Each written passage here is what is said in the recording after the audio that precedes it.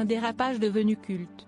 Dans l'émission Il était une fois Champs-Élysées, de 1986 à 1990, diffusée ce mercredi 28 décembre sur France 3, Michel Drucker revient sur les moments qui ont marqué son divertissement pendant ces 5 décennies.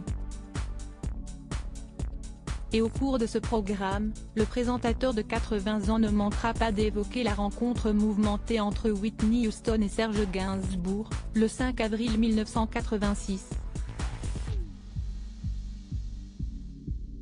Dans un état second, l'imprévisible provocateur a tenté maladroitement de la séduire en lui avouant en direct « I want to fuck her ». Si Michel Drucker a fait de son mieux pour noyer le poisson, l'artiste alors âgé de 22 ans a bien compris le sous-entendu. Furieuse, elle n'a pas hésité à claquer la porte du studio.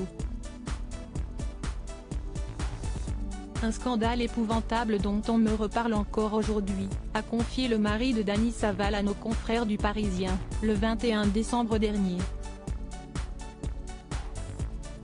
Embarrassé par le comportement de Serge Gainsbourg, le célèbre animateur de Vivement Dimanche a tenté de se faire pardonner en envoyant des fleurs à l'actrice du film Bodyguard.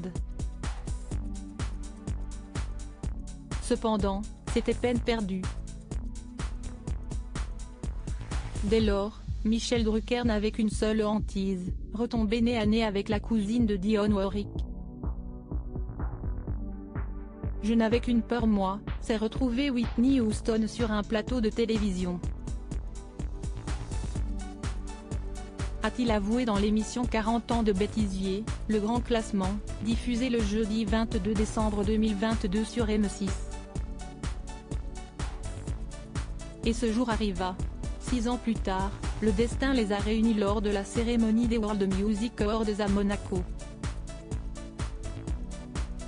Des retrouvailles qui se sont étonnamment bien passées. Elle m'a reconnu et m'a dit « C'est quoi votre nom ?»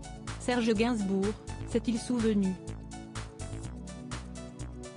Et contrairement à ce qu'il avait pu s'imaginer, l'interprète de I Will Always Love You était loin d'être rancunière. Elle a éclaté de rire.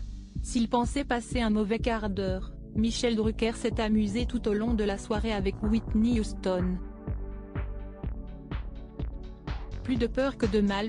Michel Drucker cache sur l'attitude de Serge Gainsbourg, j'aurais dû le foutre dehors 36 après, Michel Drucker considère avec humour cette séquence comme le tube de sa carrière. Mais avec le recul, le présentateur regrette de ne pas avoir remis à sa place Serge Gainsbourg, comme il l'a confié dans C'est à vous, le 16 décembre dernier.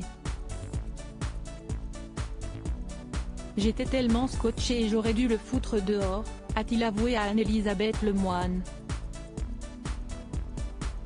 Et d'ajouter, aujourd'hui, je lui aurais dit, tu sors et tu t'excuses.